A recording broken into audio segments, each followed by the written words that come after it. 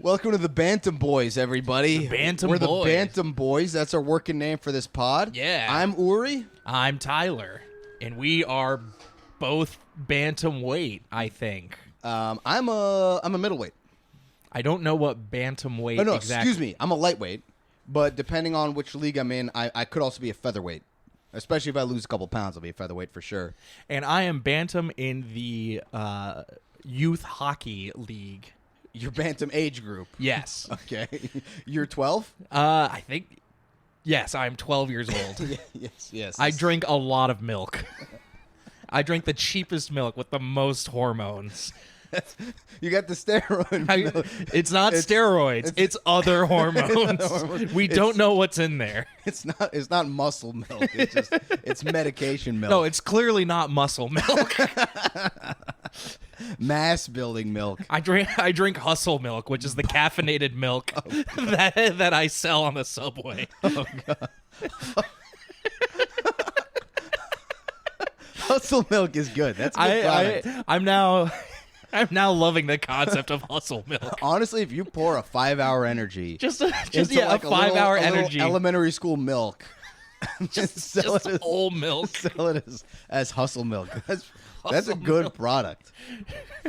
Yeah, nothing says good product like drinking a lot of milk and then going real fast On the subway. on the subway. Have you ever seen a grown person drinking milk on the subway? Yes, I have been in the Midwest. Not on the subway, but No. just driving in traffic, popping open a whole quart. Adults drink milk there, huh? Oh, they love their milk. It's Dairyland, man. It is. That's why everyone in the Midwest is so powerful. I will say there's a lot of regional stereotypes in the U.S., and most of them I find are kind of bullshit. Like, I haven't found that American Southern whites are actually more racist than Northern whites. It's more about, like, you know, there's other factors. There's other factors. But it's less that. I haven't found that, like, Bostonians are unfriendly. I haven't found that, like, you know, Californians are fake and aloof. All those stereotypes I've not found to be true. But people from Wisconsin legitimately love cheese. Oh, yeah. They all are like, oh, yeah, that's like a cute thing people say about Wisconsin. But then you meet them and they're like, no. We love cheese. They all love cheese. You really gave it your all on that Wisconsin accent there. Yeah. Oh, yeah. We love our cheese here. I like a good cheddar myself. I go into a fish fry. Yeah. We could do the whole podcast like this. That was shouldn't. bad. I just went weirdly Nordic Canadian for a second. Nordic Canadian. We're not from Norway. I think the term We're from you were Minnesota. thinking, yeah, it was Minnesotan. I live Minnesotan. Yeah. Good old Wisconsin. Have you ever been? No, I've never been to Wisconsin. No, I would it's like a good to. place. It's fun. Yeah, I would like to. I like that it's got a couple of seems like very nice cities like Madison and Milwaukee and Green Bay, but then a lot of rural area as well. Seems interesting. I would include Green Bay as a rural area. Green Bay's rural? I mean, it's not like rural, but it is not like There's a not big a lot city. of people living in Green Bay. No, it's nice. I went to a Packers game there. It's great because it's a stadium in the middle of a suburban neighborhood. Oh, interesting. It's not like, it's off the highway or in the middle of a downtown area. It's just like single family homes and then a NFL football stadium appears. I mean, that's kind of like Foxborough, Massachusetts. Yeah, but Foxborough is built like kind of off a highway and there's like a whole development. Yeah. Oh, Green Bay's not like Green that? Bay, it It's is just in the middle of the neighborhood? Yeah, it'd be like if in the center of I'm you know, like when you get to Brookline and you get out and that's just like the single family homes part. Yeah, if you're in like Weston, Massachusetts. Yeah, or and some it's just shit. in the center, just a full NFL stadium. That sounds fun. It is. I would like to go to Wisconsin. If there's any comedy bookers watching, put me up. Yeah, put him up. Put me up. His going rate is $9,000 per evening. We should also say when we sign off, let's say our Instagram handles. Yes. That should be a mechanical thing we do. All right, my Instagram handle is @3M Chemicals. My Instagram handle is @moose in the yard last night. .gov. Usually your handle isn't supposed to have a web domain. No, but you can. You can have .com as your handle. That is true. There's nothing they can do to stop you. And they are trying to stop you. And for some reason, our YouTube handle is @squirtsoptional. No, we know why. Don't pretend like we didn't just accidentally get there. We kind of did. We didn't just find an abandoned YouTube and decide, this is the one. No, we just decided it was a funny thing to call it. Yeah, and it is, and we are optionally. And speaking of Sports Optional, speaking of the podcast, we're the Bantam Boys. Our premise here is that we cover obscure sports. Basically, any sport that's not the 4 major American sports and soccer is a fair game for us to cover. Anything that your gym teacher pulled out that you played once. Yeah, this one, actually, I've sort of played a version of more than once, but we're covering sumo wrestling. Yes. A sport from Japan. And my experience with sumo wrestling is not actually doing formal sumo. Right, I assumed. But in American public school wrestling practice, you'll sometimes... So a wrestling mat has 2 sides to it. Yeah, most objects do. But what's interesting about a wrestling mat is usually one side is has the game day mat, which is the big circle that is actually a wrestling mat, and then the little inner circle. Yeah. And then on the flip side, you have the practice mat, which looks like hopscotch for a 9-foot tall person. Okay. Because it's all of these, it's like all little circles next to each other. Gotcha. And so you'll do a drill in like a practice thing where you'll do sumo wrestling, where you and another wrestler get in the little circle and you just try to push each other out. Yeah. And it's all about how to shift your weight. And in Olympic style wrestling, you even get points for pushing your opponent out. Yeah. But in sumo wrestling, that's like a major. It's basically 2 people in the ring. They're wearing diapers, and you're allowed to grab the diaper, and you just got to push the other guy out of the ring or throw him to the ground. There's 2 ways to score. Right. Is diaper the technical term? No, the technical term is I have it written down here. The loincloth is called a mawashi. Well, we're going to do very offensive Japanese pronunciations for this one. We are? No, it might come off as offensive. I'm trying to do right by it. I'm not going to do the voice. I saw you got really worried. Yeah, you got really worried. I did get really worried. You were like, by the way, guys, we're going to do some stuff. And I was like, oh, we're going to do some stuff. No, I'm not going to do the voice speaking English. I remember I was on a show and a comic. It was an open mic, and a comic opened up his joke by saying, you ever hear someone talk in a samurai accent? And then he did the voice. And I'm like, you can't just call it a samurai accent and pretend it's not that. I think on our first episode, our pilot episode, where we had a different premise that we got wrong, I think we had you keep saying we. No, I got the premise right. You got the premise wrong. I got the premise right, technically. We did think of a possible reality show called The Voice, where a performer gets on stage and you're just, will he or won't he do the voice? So it's like The Voice, and it's people going up on stage, and then the judges have to guess whether or not it's someone with that accent or someone doing that accent. Yes, exactly. You have to figure out whether that's honestly, the more I'm thinking about it, the more I'm like, this could almost be a thing. This could be in like the Austin comedy scene. Somebody's probably doing this already. This is definitely like a game show that failed in the early 70s. Yeah. Well, in the early 70s, it wasn't even like, is he doing an offensive impersonation, or it just, is he really have that accent or not? Yeah. They didn't consider it offensive yet. But no, I'm not going to do the voice speaking English. I am going to maybe, when I say these Japanese words, it might offend somebody, but I'm trying to do my best. So mawashi is the name of the loincloth they're wearing. They also have they're very specific about how they do their hair and the whole thing. There's 2 kinds of sumo. Let's start there. Yeah. There's professional sumo, which is only in Japan. And street sumo, where it's on parking lots in the Midwestern United States. There is a thing out there that it's in like Eastern Europe and Scandinavia. All right. It's illegal, but they post the videos on the internet, so you can still watch it. it's basically like a fight club. Yeah. But they're like doing MMA kind of, but there's no rules at all. Right. You're allowed to gouge eyes, groin stuff, anything. And they're wearing sneakers and they're in like an octagon. Yeah. And they're on concrete. It's a concrete floor. And the sport is most of the competitors and attendees are like skinheads. But they're like neo-Nazis. Yeah, no, I'm aware. But there is a referee there. Yeah. And the referee does stop the fight when it reaches technical knockout. It's called like Extreme Fight League or some shit. It's called tennis. It is crazy. It is really, really, it's scary. Yeah, no, this sounds like a nightmare. Yeah, but they're doing MMA techniques. They're doing like I believe that they're doing stuff. proper throws. Yeah. But like it's I don't think anyone's died doing it, which is really surprising. I don't know if they might just not show those ones. Yeah, I don't know if anybody's died. I didn't look into it, but it seems terrifying. You look like you're like, yeah, it seems terrifying. Well, it's fun to watch. I just don't want to be there because I don't want to be around skinheads and neo-Nazis and stuff. Yeah.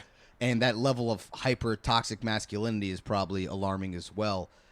It just everything about it is like pretty okay, except for the concrete floors is crazy. Yeah. Throwing a guy into but sumo is not on a concrete floor. Yeah, did you get the name of the ring that they fight in sumo? I did not. I believe you told me we were doing darts. You're right. I did say darts. you said darts, and then you're like, we're doing sumo today. You're totally right. I didn't check our text chain. I researched sumo instead of darts. I'm down to go all in on sumo, and every now and then I just talk about darts. My favorite part of sumo is called the triple 20. Because I want to do darts properly. Should we cut this? My favorite sumo wrestler is Donnie Olbrook. He's a right chuffed man. We're still going to do a darts episode. Save all that. Because you're totally right. I totally said darts. I thought about sumo, but I'm a wrestler, and I was like, I don't want to just do wrestling sports. I want to do something else. So I said darts. I looked into darts a little bit. Do you want to take over? No. I'm. Let's go all in on sumo now. We'll go sumo? Okay. And then when we do the darts episode, I'm doing a lot of sumo research. This is on me. This is on me that I researched sumo. Yeah, so based on my research, the sumo arena is called a pub. Is that what an official darts arena is called? I don't think so. Okay. We're gonna let's save the darts. We're gonna do darts next week. God damn it. Hey. You told me we would not take the Lord's name in vain on this podcast. All right, do you want to learn about sumo? I want you to not take the Lord's name in vain. Yeah, let's learn about sumo. Let's learn about these all right. Well, there's two types of sumo. Yeah. There's international amateur sumo. Yeah. Which is there's wet and dry sumo. There's one where they're all greased up. It's all and then there's another where there is another wrestling sport called Turkish oil wrestling, which is pretty famous for obvious reasons, but because it's what they kept giving Eric Adams for favors. I bet. Sumo had a corruption scandal, so I bet Eric Adams has been involved in the sumo corruption scandal. Yeah. Oh, because he was involved with some Turkey corruption. Yes, yeah, that was my. Yeah. I didn't know if there was any oil or wrestling involved in his scandals. No. But let's. So the arena international sumo has weight classes. That's the big difference. Well, that's one of the. There's two big differences. The one is the weight classes thing, and the other is that like Japanese traditional professional sumo has very, very strict guidelines about everything. Yeah, like it is super, super strict about where you train, how you live. There's a rule. I saw this. This is true. There's a rule that the Japanese Professional Sumo Association prohibits sumo wrestlers from driving cars. They're not allowed to drive, partly out of necessity, as many wrestlers are too big to fit behind steering wheels. So if it's by necessity, why are they legislating against it? Did one guy try? I guess one guy tried. Did one guy try and problem. they lost a sponsorship because Toyota saw him absolutely ruin a car? yeah. It's just an embarrassment. No, but it's like there's a lot of really ancient traditions associated with it, and Japanese sumo, like a wrestler joins a stable, which is called a heya. Yeah. And you're not, once you join a stable, that's it. You're part of that stable. Yeah. There's no, except under extreme specific circumstances like a stable closing down or a coach leaving. There's no free agency. There's no free agency. You're part of that stable for your whole career. And a stable is basically a team, but it's also where you live and train and everything. It's like an academy. Yes. And you're not allowed to, in a tournament, you're not allowed to compete against other members of that stable. Amateur sumo internationally is much, much looser with that. It's more like, basically amateur sumo was a bunch of people saying, hey, we like this sport. We want to get it into the Olympics, but we can't do it with all these traditional Japanese rules. Yeah. So we have to sort of... We got to let them drive cars. Get a little fucksy with it. Yeah, they got to be able to be normal athletes. They formed it because one guy moved to the suburbs and he couldn't get to the sumo thing anymore because he couldn't take the he couldn't take the there bullet wasn't train public in. transportation. He needed his own car on the bullet train. Yeah. Yeah. That bullet train became a cannon train real quick when he joined in. God. They're just firing. All right, so he's just sitting in front of the train and it's pushing him along like it's a soccer ball. Okay. Or a Katamari Damacy. And then they hit the brakes real quick. Yeah, and then he just keeps going. There is a lot of fat jokes to be made at the expense of sumo wrestlers. They are really big because they have no weight classes. Yeah. But there was one athlete, a guy named Eno Yuya, he was pretty small by sumo standards, 5'6", about 220 pounds. Gotcha. Which is not small. He's my height. I'm 5'6". I'm like 160.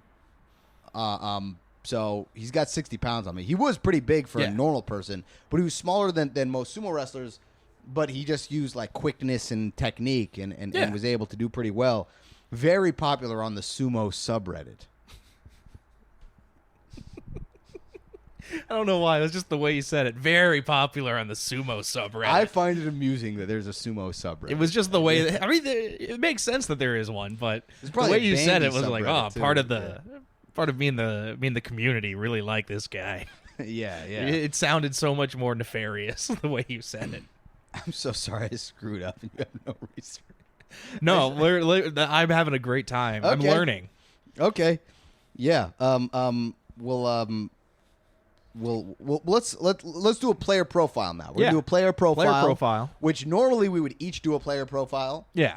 But this time, I'm just gonna do a player profile. Yeah. A guy named Hakuho Sho. Okay. This guy was a sumo champion from Mongolia. All right. Came from Mongolia. His dad was an Olympic silver medalist in freestyle wrestling and a real champion in Mongolian wrestling. He absolutely dominated that sport. Yeah. But Hakuho Sho did not really have a background in either of these, but he became one of the greatest sumo practitioners of all time. Right. Excuse me, one of the greatest rikishi of all time. That's what you call a sumo wrestler, or sumotori. Ah, okay. See, that's when it gets offensive. It's like, if I said sumotori, that's fine. But when I do that voice, sumotori, that's when it gets... Oh, you did not do that voice. I did it a little bit, incidentally. I think there is definitely like a very thin line where it's like, oh, sumotori. Or I'm not gonna do the... Is it really that delicate? I'm trying to be respectful here, everybody. But yeah, he sort of he joined a stable, but he grew up small. Yeah. And he was like, I want to be a big sumo wrestler. I want to be big like a sumo wrestler. And he ended up being big. But what I liked about him, I saw some of his highlights. Yeah. He did not just win on pushing people out, which is one of the ways to win. He did a lot of throws. Oh, he threw people to the ground.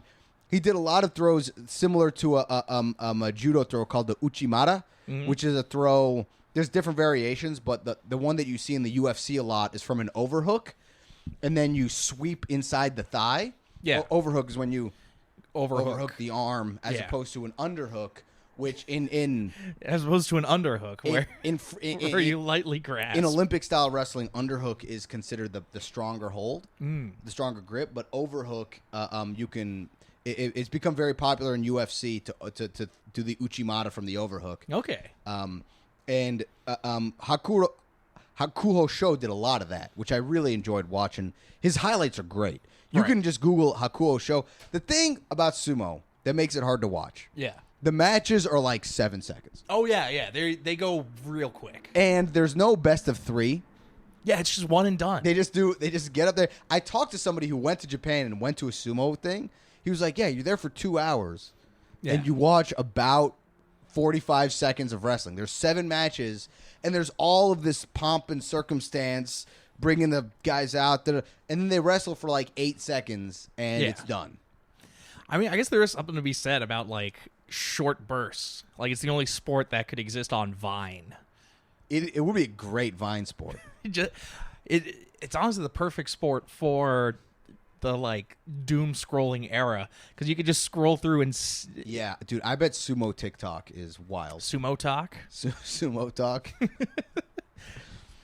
would be called Rikishi talk. Now, if I remember, it's there's like a lot of issues in sumo with traditionalists who want to have it be more of a Japan sport because there were a lot of people who, when it started getting big and more international, started kind of going in and playing. Because I know there's a lot from sort of the islands like Samoa that have become very successful in the sumo. There is one guy who became a stable master of a heya who's not Japanese. You have to be a Japanese citizen to be a stable master. He's Hawaiian. He was a sumo champ. Now he's like a stable master. But yeah, I'm sure that's a big conflict. It's very interesting to me how tightly it's governed. It's not like a normal sport. Right. It's not a normal thing where you can just compete or whatever. I mean, that's the big conflict between the amateur sumo, which is the international stuff, and the professional sumo, which is the Japanese stuff. And yeah, some of these traditions go back to like before the year 0. Yeah. I wouldn't know about that conflict, though, that controversy. I didn't read about that. Oh, yeah, I remember it. And then this was like years ago because I thought we were doing darts. But I remember watching, and it was either on like one of those CNN international shows. CNN has shows that they only show to international audiences. Okay. Because in the U.S., CNN is like, oh, we do all the national news. But when you go overseas, it changes up. They do the international version of the Daily Show, which is once a week, and they just take bits from the whole week and condense it. Yeah. But they would do like sports segments, and they talked about that as an issue. That's interesting. Yeah. Yeah, I mean, I definitely know what you're saying because I'm from another country, which I'm not going to say which one because it'll ruin any comment section we have. But I'm from another country. Yeah. And I read the newspaper from my home country in, my home country's language. It's okay. We're going to get through this. We're going to get through this. I'm not going to say which country, but it speaks this language. Yeah. I read the newspapers from my home country, and when you read it in your home country's language, like they have one set of headlines, which are mostly about like the leaders and politicians from that country, but the same newspaper, you can switch to English, and all of the articles are about American foreign policy. Yeah. They're like how America's relations with that. It's like different articles, even though it's the same newspaper. You're just changing the language, but no, you're changing the whole perspective. Yeah, it's like that way in Australia, where if you switch from Australian to American, they stop showing full frontal. Yeah. All the newspapers are really explicit. They changed from footy to gridiron. Gridiron. Hoggy. Oh, yeah. We're about to get footy on this podcast. My leg is still injured. Let's get some foot in there. Yeah. All right. You see that big cast on my leg? It's not podcast is slowly going to just devolve into you alone showing your feet on camera. Episode 10, I'm not even there anymore. I need to become a foot guy to get famous. That's what we'll do. A foot guy. That's what we'll do. I'm a pair of feet is what I'm just a foot. We should get a second camera and just in the corner just show the foot cam. It's like the Puppy Bowl. The Dog Bowl. What is the Puppy Bowl? You don't know the Puppy Bowl? I know it airs during the Super Bowl, but I don't know what are there rules to the Puppy Bowl. There aren't rules. They don't have they do have a referee. It's a human. I think he just stops them from like going too hard. What do they do? Is it just live footage of a bunch of puppies playing? Yeah. They build like a little fake stadium for them, and they just fill it with toys like footballs. And if a dog like picks one up and then carries it into the end zone, they're like, "That's a touchdown." It's just to watch animals frolic around. And they just do it for 2 hours. Yeah, It's for people who don't like sports. It used to just be the halftime show. Oh, really? That it would be like, oh, you could flip on Animal Planet during the halftime and it would be on. And then I think as it got more popular, they started just doing it for the whole Super Bowl. That's interesting because to me it seems like non-football fans just watch the halftime show. Yeah. Like that was a big thing many years ago when Beyonce did the halftime show. Yeah. That was a big at the time it was still Facebook statuses that was going around was, oh, for some reason there was a football game at the Beyonce concert. Remember that? I do remember. And then didn't her concert like blow out the power in the stadium and it like really affected the game? It wasn't her the power going out. That was the Ravens Niners Super Bowl, and it was unrelated to the halftime. That wasn't show. Beyonce. I thought it was related. It was not related to Beyonce. They just had a breaker explode. Yeah, during the halftime show though. No, it was during the game.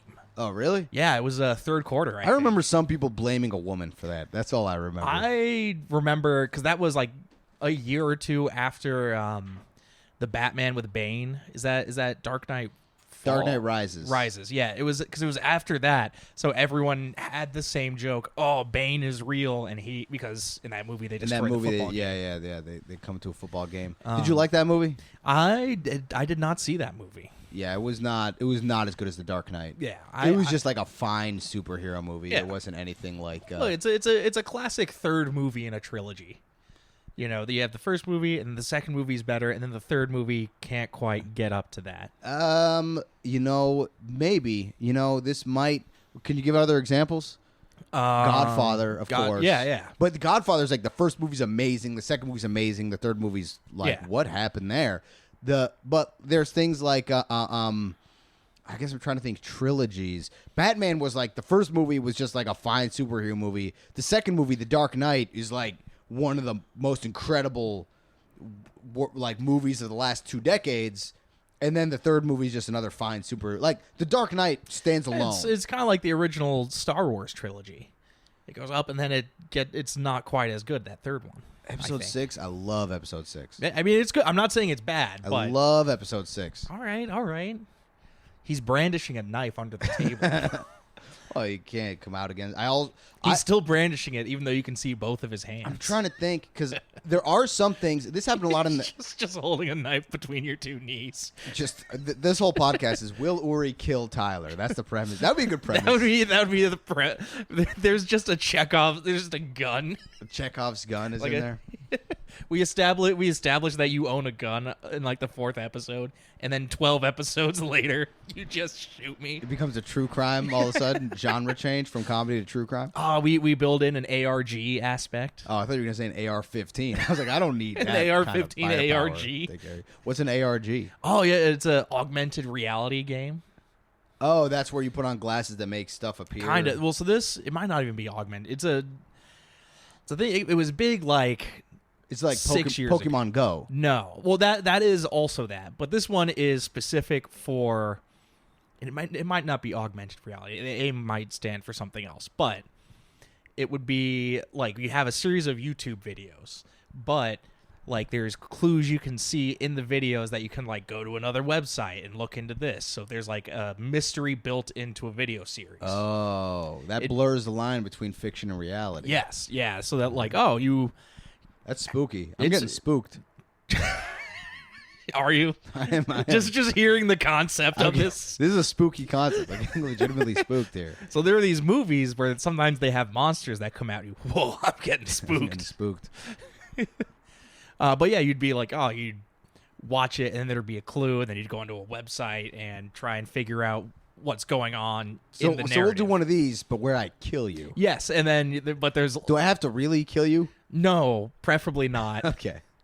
You can. I could canonically kill you in the lore of this podcast. You could. That's what. Do we have any lore yet? Yeah, we have tons of lore. We have Lorne Michaels. He's in the closet right now. That's our ARG aspect. Is you have to figure out how we've kidnapped Lorne Michaels. What if you're a sumo wrestling champion? Could that be part of our lore? That is the lore. This whole time I'm pretending to not know anything about sumo. You're Japanese. I'm well versed. I competed for 20 years. You're actually being offensive by doing a white person voice right now. I sound like I'm a white person. You do sound like a white person. Whoa. Yeah. I was once asked to help voice something for someone because they said I had a neutral accent. Really? Oh yeah. You have a pretty neutral accent. Oh yeah. You know who has really neutral accents? Who? People from Omaha, Nebraska. They have what's considered the traditional American neutral accent. I think I just moved around enough that it just all kind of became a melting pot, if you will. Yeah, there's tads of Boston in there, but I think because I learned English at like 3-4 years old, I also have that thing of like I'm just trying to sound normal at all times. I mean, it's kind of the same for me. I learned English at 15. I just didn't have a language before that. You were then. speaking Japanese. No. Cut to commercial. All right, so we did a player profile. Yeah. Let's try another segment. All right, what would be your strategy? My We didn't even strategy? cover the rules with sumo, by the way. Yeah. You have to push your opponent out Yeah. or throw them onto the ground. A lot of times, too, they'll throw their opponent and push them out in the same move. That's common. And you are allowed to grab the loincloth, the mawashi. And that's called a daily double. A daily double. So what would be your strategy for sumo? Oh, my strategy? Oh, what am I thinking? I'm thinking... So did they already let you grease yourself up? You can be as greasy as you want, right? I don't know. In Olympic style wrestling, you get DQ'd for grease, and they do check. They do check. It used to be a common way to cheat. Even if you're just naturally greasy, just a greasy boy. If it's sweat, you're good, but they'll check you for Vaseline. People used to put Vaseline on to fuck up their opponment. No, but I mean, like, if your body is just generally greasy. If you're a greasy guy, yeah, like you don't shower a lot. That's not against the rules. Oh, all right. Quick sidebar: my strategy for winning Olympic wrestling is to smell terrible. That would help you. I'm just not showering for months before the Olympics. The village hates me. That would be illegal. If you were training wrestling and not showering, you would get ringworm, and you'd get disqualified for that.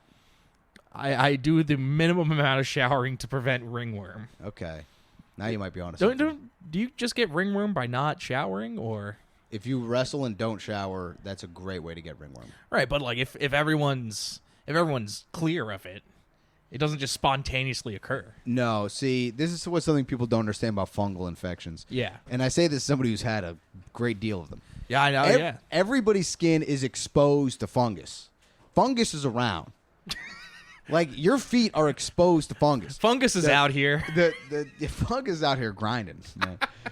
What makes you get athlete's foot is that your foot is in like if you have dry skin and your foot is in like a hot wet sock.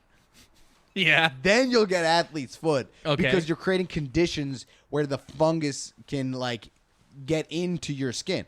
Yeah. Most people's feet, the skin's not dry enough and the environment's not moist enough to, create athlete's foot. But the fungus is there. Fungus is there. So if your roommate has athlete's foot, you don't need to make them like bleach the tile. That's not going to do anything. Yeah. Fungus is around.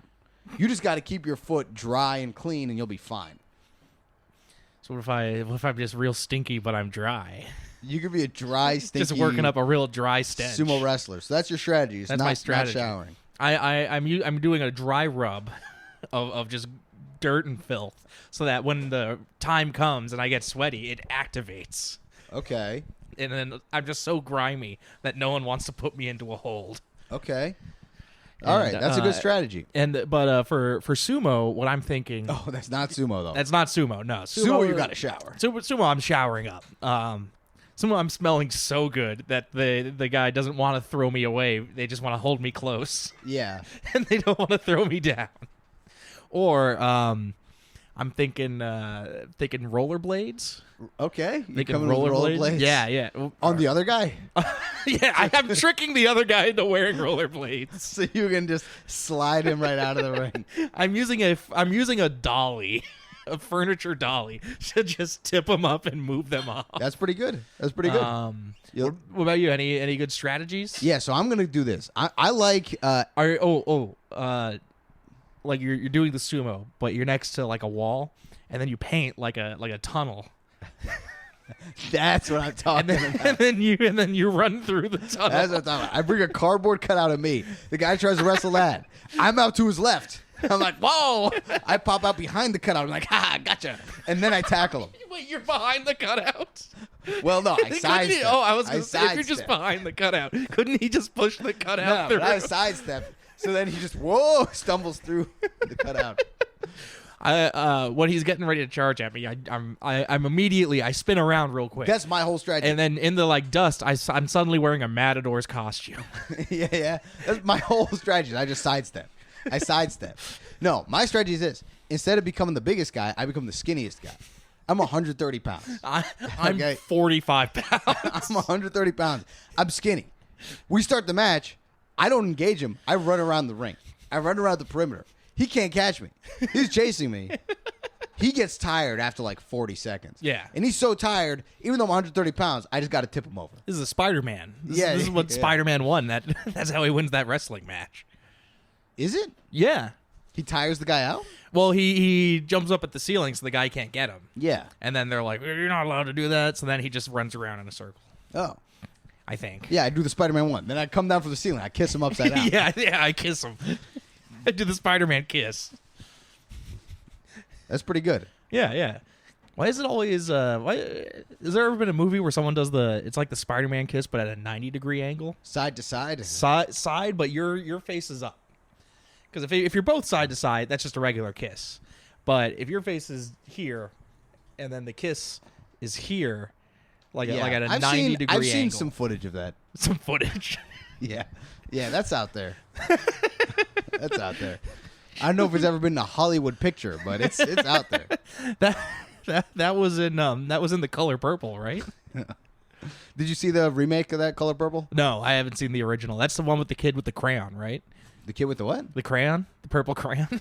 It's about a very, very happy young white kid drawing in purple. That's the plot of the movie. It's this kid Harold. He's got this crayon and it's in purple, and whatever he draws comes real.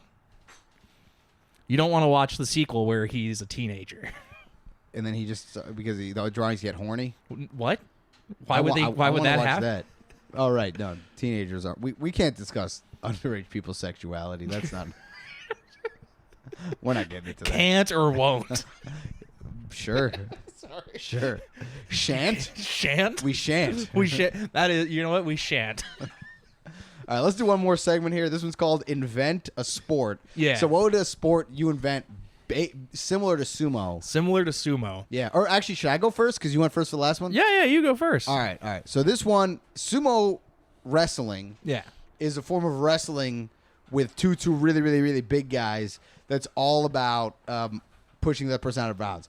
I'm going to do sumo tennis, which is two huge people playing tennis. They can't run.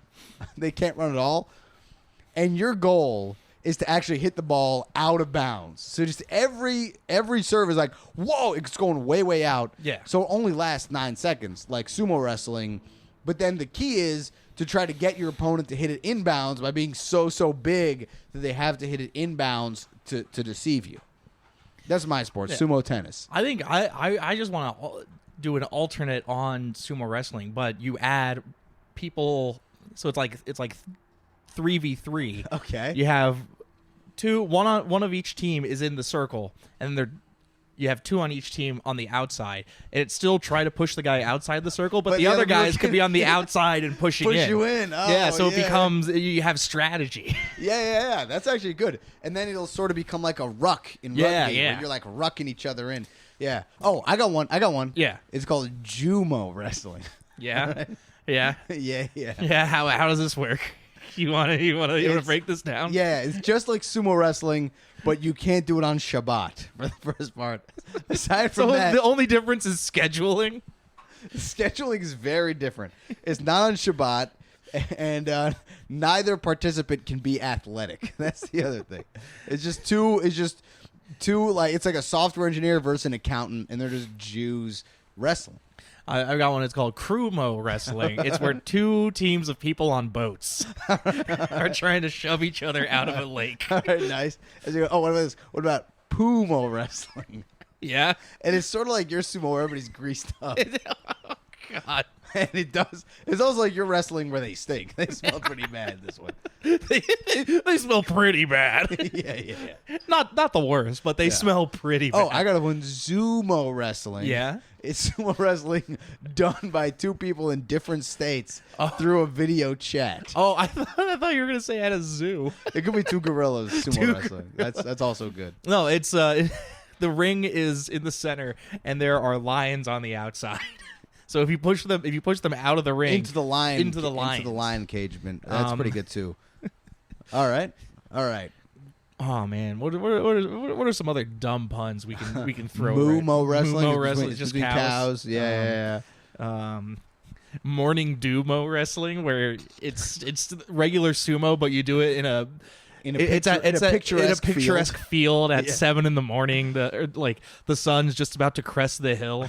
Well, I believe, were we discussing milk earlier on this episode, or was that last episode? It was definitely this episode we were talking about. Well, milk. what about Yoo-Hoo? Yoo-Hoo is not milk. It's chocolate drink. It's not chocolate milk? It's not chocolate milk. I don't milk. think I've ever had a Yoo-Hoo. Oh, you are not missing much. Really? Yeah, it's... I tried a Yoo-Hoo once. The FDA does not allow it to call itself chocolate milk. I tried it once, but it was like curdled. So that shouldn't happen. It should be shelf stable. I don't think it's not. It's not. Either it's not or it deliberately tastes horrible. Did you remember to shake it? You gotta shake it to break it up. I must have shaken it. You must have shaken it. It doesn't sound like you shake. I shake everything. That is true. Yeah. You do not want to see me drink a soda. Yeah, that's why no one lets you babysit anymore. Oh. You're like, this baby's curdled. That's pretty fun. We're sponsored by Hustle Milk. Yeah. Hustle Milk. Our caffeinated milk beverage. That'll be our first piece of merch, a t-shirt that says Hustle Milk. Yeah, it's got the same amount of caffeine as 12 Red Bulls in a single child-size milk carton. Oh, it's in a cardboard carton? Yeah, cardboard Tetra Pak. Oh, God. That's fun. Well, hey, thank you so much for listening. I'm sorry I screwed up. We'll do darts next week. Yes. We'll do darts next week, and we'll actually do it correctly. That was my mistake this time. The pilot episode was your mistake. This is my mistake. Now we're even, and we won't make this mistake again. But thanks for watching. Thanks for listening. I'm Uri. My Instagram handle is @TheUriShow, the.uri.show. I'm Tyler. My Instagram handle is @Tyler_Derniak_comedy. That's pretty good. It's real creative. Yeah. So for some reason, no one else had that yet. There is an @Tyler Derniak drama. There is an @Uri Shatil. It's just a guy on an old guy on a goat. He's on a goat. He's on a donkey, not a goat. Okay, me. You don't ride goats, but he's sitting on a donkey for sure. Does he do anything? He does stand-up comedy. Yeah. Oh, does he actually do stand-up comedy? From the donkey. From the donkey. Well, he's sitting. He rides the donkey in. Yeah, he's like a stool comic. He rides the donkey in and then he tells it how it is. He tells it how it is. Yeah. Tell you what, if you don't laugh at these jokes, I'm gonna get off of this ass and get onto your ass. You fucking snowflakes. he's a anti-woke comic. He's an anti-woke guy on a donkey. Yeah. The donkey is really progressive. Thanks for listening, everybody. Have a great day. And tune in next week. We'll be talking about darts.